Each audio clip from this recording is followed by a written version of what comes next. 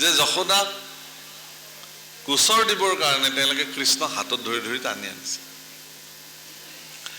এদিন ভগৱানে এটা এনেকুৱা লীলা কৰিলে, গোপীবিলাকে কি কৰিলে, দধি দুগ্ধবিলাক য'ত এনেকে ভাণ্ডত থৈ দিছে সিকিয়াৰে, আৰু সিকিয়াৰ তলত এটা ডাঙৰ পিতলৰ ঘাণ্টি এটা ওলোমাই থৈ দিলে, যাতে কৃষ্ণই ভাণ্ডত হাত দিয়াৰ লগে লগে ঘাণ্টিটো বাজি যায় আৰু গোপীসকলে গম পাই যাব যে আহি গ'ল চোৰ, এতিয়া ধৰিবলৈ লাগে আৰু। তে কৃষ্ণইটো দেখিলে, তে উৰল আদি জোৰা দিলে, গোপসকলৰ কান্ধত উঠি হ'লেও উৰলত উঠি যেতিয়া দেখিলে যে তলতটো এটা পিতলৰ ডাঙৰ ঘাণ্টি লাগি আছে, এতিয়া ইয়াত হাত দিয়াৰ লগে লগে ঘাণ্টি বাজি যাব আৰু চাৰিওফালৰ পৰা গোপীসকলে আহি কৃষ্ণক ধৰিব। কৃষ্ণই এটি বিশেষ লীলা কৰিলে সিদিনাখন।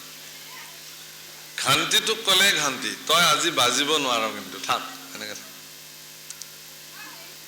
আৰু আচৰিত কথা, ঘাণ্টিটো নবজাকে থাকিল।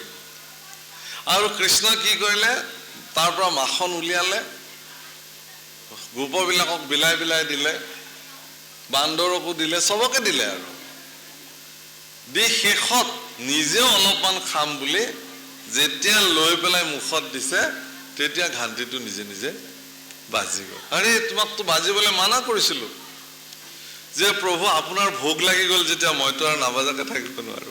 আচলতে ভগৱানৰ যেতিয়া ভোগ লগায়, ভগৱানক যেতিয়া প্ৰসাদ অৰ্পণ কৰে, সেইখিনি সময়ত নিয়ম অনুযায়ী শংখ ঘণ্টা দবা আদি বজাব লাগে। যে ভগৱানক যেতিয়াই শৰাই নিবেদন কৰি দিয়া হয় ভগৱানৰ চৰণত, শংখ ঘণ্টা আদি বাজিব লাগে। তেনেকৈহে ভগৱানক অৰ্পণ কৰিব লাগে, উৰুলি দিব লাগে, হৰিধ্বনি কৰিব লাগে, শংখনাদ কৰিব লাগে, ভগৱানক তেনেকৈ ভোগ লগাব লাগে। এটাকে সেই প্ৰভুসকল অকণমান উপদেশ আহিছে, আৰু এইখিনি উপদেশ গাই আমি আমাৰ অনুষ্ঠান সামৰিম। হে ৰাম শুনা সৰ্বজনে শিশু লীলা মাধৱৰ, মনুষ্যৰ শ্ৰেষ্ঠ ধৰ্ম নাহি তপৰ। হে ৰাম সমস্তে ধৰ্মৰ হৰি নামে সেই ঈশ্বৰ, আচাৰ্য মহিমা শুনা কৃষ্ণৰ নামৰ। আৰ যায় মহাজনে মাধৱৰ নাম গাই, পৰম আনন্দে যিটো তাকে থাকৈ চাই।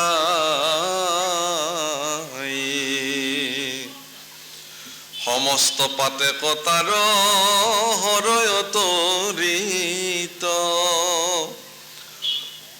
পৰময় আনন্দে বঞ্চয় বিষ্ণুৰ পুৰিত। প্ৰভুসকল কিছু সময় আগতে মই এই কথাটো কৈছিলো, গুৰুজনাই এইখিনি কথাকে ক'লে, 2 মিনিট আগত এই কথাটো কৈছিল যে কৃষ্ণ লীলা, বাল্য লীলা দশম স্কন্ধৰ যদি কোনোবাই শ্ৰৱণ কৰে একান্ত চিত্তে, তেওঁৰ কোটি জন্মৰ পাপ হৰণ হয়। আৰু মহাপুৰুষেও ইয়াত লিখিলে কি, যে কৃষ্ণৰ নামৰ লীলাৰ এনেকুৱা আচাৰ্য মহিমা, যে দশম স্কন্ধত ভগৱানৰ পূৰ্ণ লীলা, বাল্য লীলা, দৈৱ লীলা, বিচিত্ৰ অদ্ভুত লীলাসমূহ যদি কোনোবাই পাঠ কৰে আৰু সেইবিলাক যদি একান্ত চিত্তে কোনোবাই শুনিব পাৰে, প্ৰভুসকল পাপীৰ কাণত পাপে খুচি হেন তাৰে। বিষয়ী লোকবিলাকৰ আটাইতকৈ শ্ৰেষ্ঠ চৰিত্ৰটো হ'ল কি, তেওঁলোকে কৃষ্ণ কথা শুনি বহি থাকিব নোৱাৰে। প্ৰমাণ তাতে, যদি বিষয়ৰ শৰীৰত যদি বিষয় বিষধৰৰ পূৰ্ণ প্ৰভাৱ তেওঁৰ তাতে আছে, কোনো কাৰণত তেওঁৰ জীৱনত পুণ্য সঞ্চৰ কোনো উপায় নাই, ৰৌ ৰৌ নৰকগামী হোৱাৰ পথত যিসকল লোক থাকে, তেওঁলোকে কৃষ্ণ কথা বহি শুনিব নোৱাৰে, উঠি যাবই তাৰ পৰা। বা বহি থাকিলেও তেওঁ বেলেগ কথা কৈ থাকিব, বা তেওঁ অন্য মনস্ক হৈ বহি থাকিব। মহাপুৰুষে বাণী দিছে প্ৰভুসকল, মনত ৰাখিব আপোনালোকে, কৈছে যে এই আচাৰ্য মহিমা কৃষ্ণ নামৰ যদি কোনো মহাজনে ইয়াক গায়, কোনো সন্তজনে যদি ইয়াক গায়, আৰু সজ্জনসকলে ভক্তসকলে যদি একান্ত চিত্তে শুনি থাকে তাক, পৰম আনন্দে যদি তাক চাই থাকে, শুনি থাকে, সমস্ত পাপৰ পৰা তেওঁ মুক্ত হৈ যায়। ইয়াত লিখিছে সমস্ত পাপৰ পৰা তেওঁ মুক্ত হৈ যাব আৰু তেওঁ বিষ্ণুৰ স্থানত তেওঁ অৱস্থান কৰিব পাৰিব। বহুত ডাঙৰ কথা। হে ৰাম বিষ্ণু ভকতক দেখি কৰ নমস্কাৰ, হৰ কৌটি জনমৰ পাতক তাহাৰ। তেনেকুৱা বিষ্ণু ভকতক দেখি যদি কোনোবাই প্ৰণাম জনাব পাৰে, নমস্কাৰ জনাব পাৰে, সেৱা জনাব পাৰে, তেতিয়া তেওঁৰ কৌটি জন্ম পাপৰ পৰা তেওঁ মুক্ত হৈ যায়। কৃষ্ণ কথা শুনি আছে একান্ত চিত্তে মানুহে, হেন সময়তে কোনোবাই ইফালে যায়, ধৰি ললো তেওঁ ক'ৰবাত যাব হৈছে জৰুৰী কামত, কিন্তু নামঘৰত কৃষ্ণ কথা চলি আছে, তেওঁ যদি এখন্তেক তাতে ৰৈ পেলাই যে হে ভগৱান, এই বৈকুণ্ঠপুৰীত তোমাৰ কৃষ্ণ গুণ গাই আছে, এই বুলি যদি তাৰ পৰাই তেওঁ মই সমস্ত এই কৃষ্ণ কীৰ্তন কৰি থকাজন আৰু শুনি থকা সজ্জনসকলৰ মোৰ সেৱা, এই বুলি যদি তেওঁ এটা প্ৰণাম জনাই তাৰ পৰা যায়, তেতিয়াহ'লে তেওঁ কৌটি জন্ম পাপৰ পৰা লগে লগে মুক্ত। ইমানেই নামৰ। এইবিলাক কথা আমি কোৱা নাই, গুৰুজনাই লিখি থৈ গৈছে ভাগৱতত। গুৰুজনাই কথা স্বয়ং মহাপুৰুষৰ এয়া লিখনি, দশম স্কন্ধ। ৰাম সেহি পুণ্য বঞ্চয় সুখে বিষ্ণুৰ পুৰিত, পৰম আনন্দে থাকে মাধৱ সহিত, আতি মহাপাতকী ব্ৰাহ্মণ অজামিল, নামৰ আভাসে মাত্ৰ সংসাৰ তৰিল। অতি মহাপাপী অজামিল, কিন্তু নামৰ আভাস মাত্ৰ পাওঁতে তেওঁ তাৰ পৰা নিষ্ঠাৰ প্ৰাপ্তি হৈছে। আৰু বাল্মীকিয়া ঘোৰ ব্যাধ বাল্মীকি নাৰদ দাসী সুত, নামৰ প্ৰসাদে ভৈল জীৱন্তে মুকুত, কেনে কহিবা কপা কোনে কহিবা কপাৰে নামৰ মহিমা, চাৰি মুখে ব্ৰহ্মায়ুন পান্ত যাৰ সীমা। নামৰ মহিমা কোনেও কৈ শেষ কৰিব নোৱাৰে। ব্ৰহ্মাই চতুৰ্মুখে নামৰ মহিমা আজিলৈকে কৈ শেষ কৰিব পৰা নাই, শিৱই পঞ্চমুখে নামৰ মহিমা কৈ শেষ কৰিব পৰা নাই, অনন্ত সহস্ৰ মুখেৰে নামৰ মহিমা কৈ আজিলৈকে শেষ কৰিব পৰা নাই। ইমান নামৰ মহিমা। গতিকে আপোনাৰ মোৰ দৰে এখন মুখ থকা জীৱই কেতিয়াবা আমি ঈশ্বৰৰ নাম গাই মহিমা শেষ কৰিব পাৰিম জানো? কেতিয়াও নোৱাৰো। হে ৰাম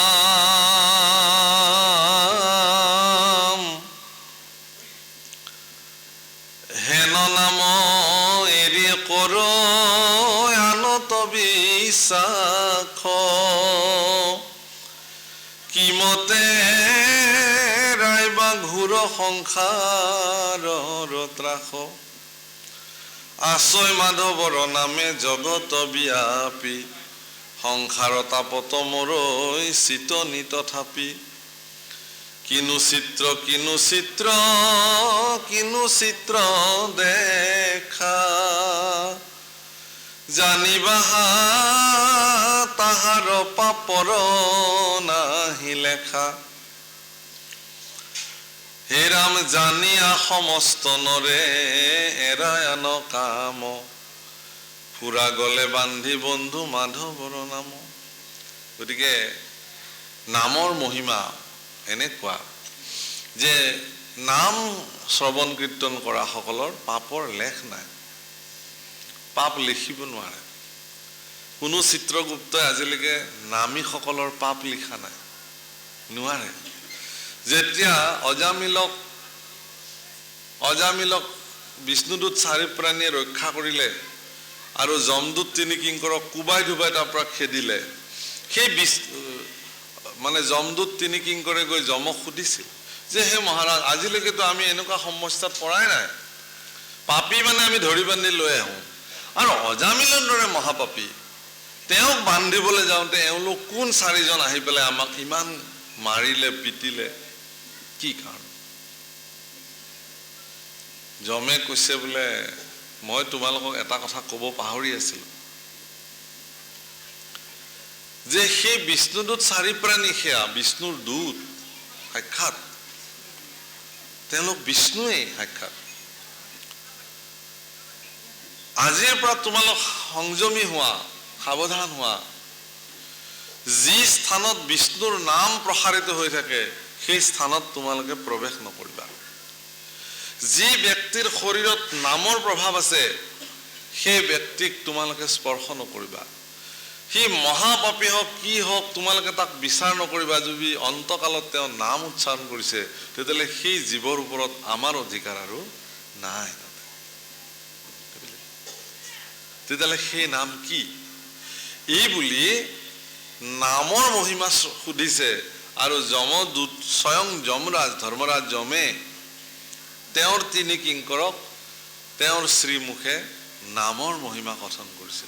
তো অজামিল উপাখ্যানত প্ৰভুসকল দুবাৰ নামৰ মহিমা উল্লেখ আছে। এবাৰতো বিষ্ণুদূত চাৰি প্ৰাণীয়ে যমকিংকৰৰ আগত নামৰ মহিমা বৰ্ণন কৰিছে। তাতকে উৎকৃষ্ট, বহু উৎকৃষ্ট পৰ্যায়ত পৰম বৈষ্ণৱ ধৰ্মৰাজ যমে নিজ শ্ৰীমুখে নামৰ মহিমা অকপট চিত্তে বৰ্ণন কৰিছে।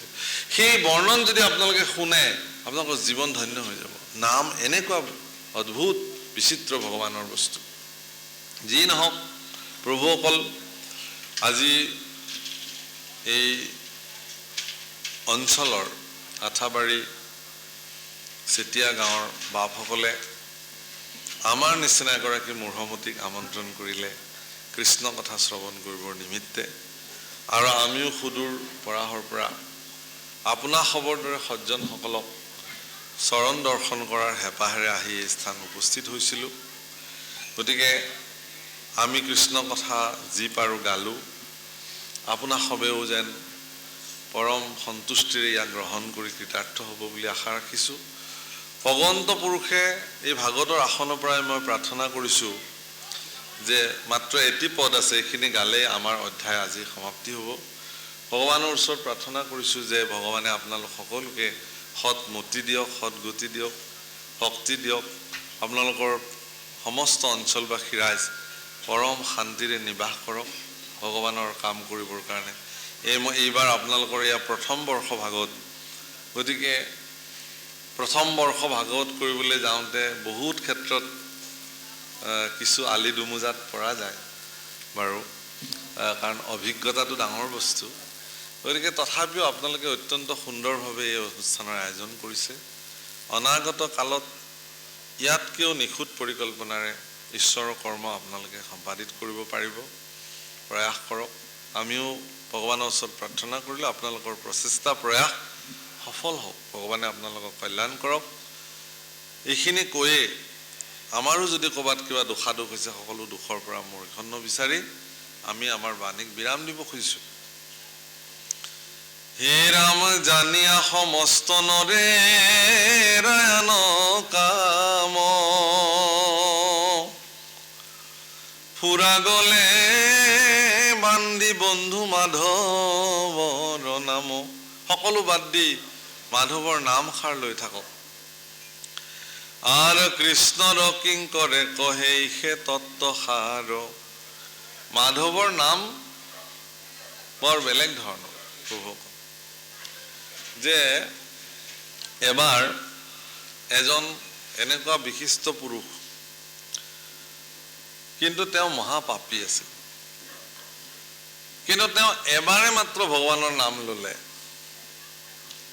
তেওঁ মৃত্যুত চিত্ৰগুপ্তই যমক ক'লে যে এওঁ গোটেই জীৱন পাপ কৰ্ম আৰু পাপ কৰ্ম কৰিছে,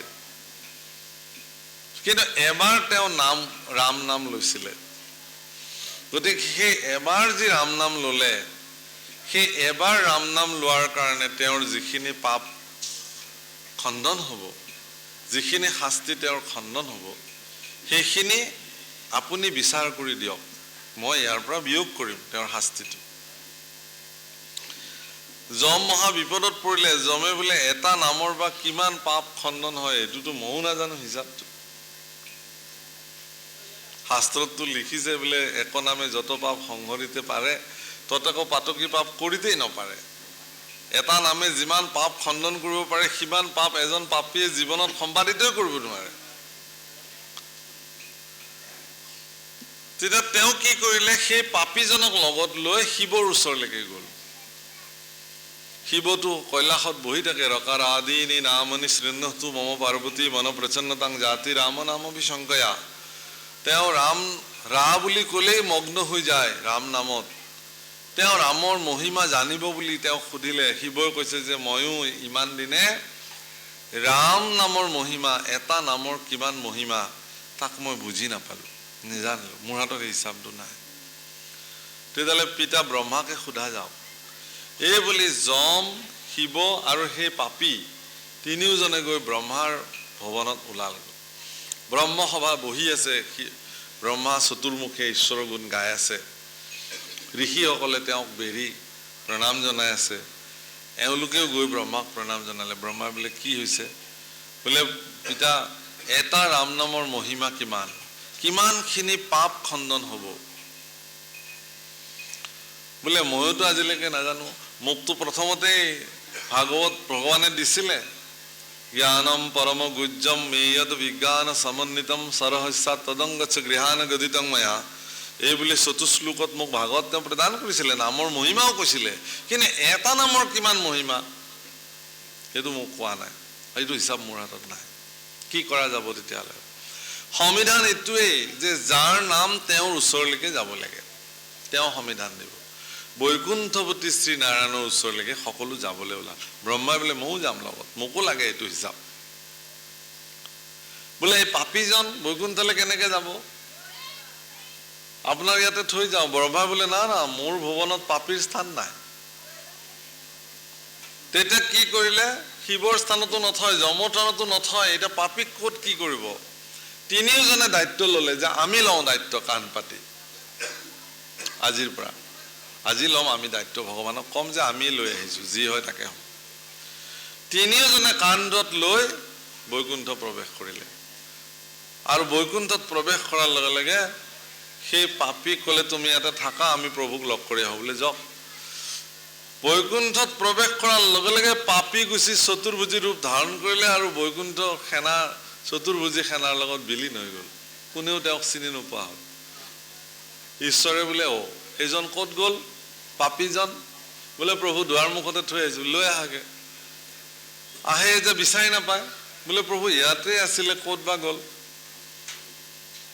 বোলো বৈকুণ্ঠত প্ৰৱেশ কৰিছিলে বোলে কৰিছিলে বোলে তেতিয়াহ'লে আৰু তাৰ বিচাৰটো তোমালোকে কৰিব নালাগে কিয় যে কোনোবা জীৱ যেতিয়া তেওঁ পাপীয়ে হওক তাপীয়ে হওক যোনেই হওক এবাৰ যদি শ্ৰী বৈকুণ্ঠপুৰত তেওঁ প্ৰৱেশ কৰে তেতিয়াহ'লে তেওঁ মোৰ ৰূপ পাই যায় সাৰূপ্য তেওঁ বৈকুণ্ঠৰ ৰূপ তেওঁৰ প্ৰদান হৈ যায় গতিকে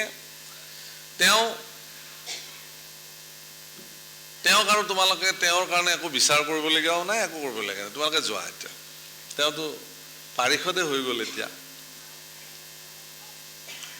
বোলে প্ৰভু তেওঁৰ কথাটোতো বাদেই দিলোঁ বাৰু আপুনি যেতিয়া ক'লে তেনেকে কিন্তু অনাগত কালত যদি এনেকুৱা বিচাৰ আৰু কৰিবলগীয়া হয় তেতিয়াহ'লে আমি কি বিচাৰ কৰিম তুমি আমাক ইয়াৰ এটা সংবিধান দিব লাগে যে এটা নামত কিমানখিনি পাপ কৰ্তন কৰিব পৰা যায় কিমান পুণ্য উদয় হয় ভগৱানে বোলে কৈছে মই নিজেও নাজানো আজিলৈকে মোৰ এটা নামৰ আপুনি নজানন্ত হৰি আপোনাৰ নামৰ মহিমা তেওঁ নিজে নিজৰ নামৰ মহিমা আজিলৈকে নাজানে কৈছে যে আজি কিন্তু মই এটা হিচাপ পালো বোলে কি বোলে যদি অন্তঃকৰণে মোৰ এটা নাম কোনোবাই লয় তেতিয়াহ'লে তেওঁ ব্ৰহ্মা শিৱ আৰু যমৰ কান্ধত উঠি পেলাই বৈকুণ্ঠলৈ আহিব পাৰে এইটোৱে এটা নামৰ মহিমা প্ৰভুসকল নাম এনেকুৱা এটা বস্তু যে ভগৱান আৰু নাম একেলগে যদি থিয় হয় ভক্তক যদি ভগৱানে সোধে যে মোক লাগিব নে নামক লাগিব ভক্তসকলে প্ৰকৃত ভক্তই কি বুলি ক'ব যে আমাক নাম লাগে কাৰণ তোমাক পোৱাৰ পিছত আমি নাম কিবা কথাত পাহৰি যাব পাৰোঁ কিন্তু নাম প্ৰাপ্তিৰ পিছত নামৰ মাধ্যমেৰে তুমি য'তেই নাথাকা কিয় আমি তোমাক প্ৰাপ্তি হ'ম এই হ'ল নামৰ মহিমা গতিকে হে প্ৰভুসকল, এয়া নামৰ মহিমা ইয়াতে কৈছে, আর কৃষ্ণর কিং করে কহে ইহে তত্ত্ব সার, বোলা রাম রাম পলা পাপর ভাণ্ডার।